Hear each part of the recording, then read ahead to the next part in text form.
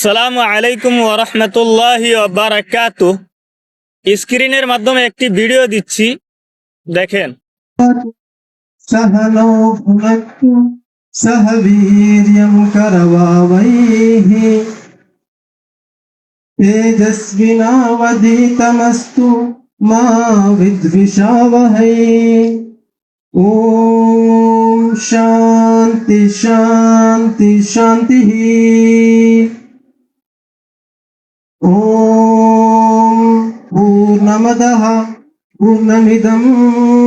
তো বন্ধু সকল, ভিডিওটি দেখতে পারলেন, এরা হয়েছে দেওবন্দি ওয়াহাবি।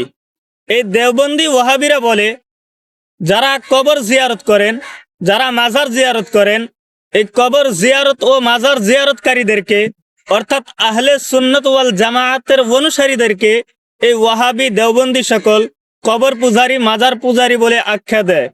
কিন্তু এই ওয়াহাবিরা নিজেরা মন্দিরে পূজা করে এবং কি নিজেকে তৌহিদি জনতা বলে দাবি করে।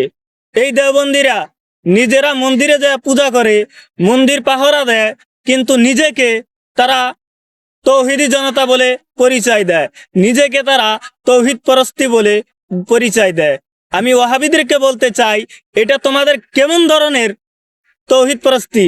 এটা তোমাদের কেমন ধরনের তৌহিদ পরস্তি যে তোমরা আল্লাহকে বাদ দিয়া তোমরা মন্দিরে যায় পূজা করা শুরু করে দিয়েছো? আশা করি ওয়াহাবি দেওবন্দিরা উত্তর দেবে।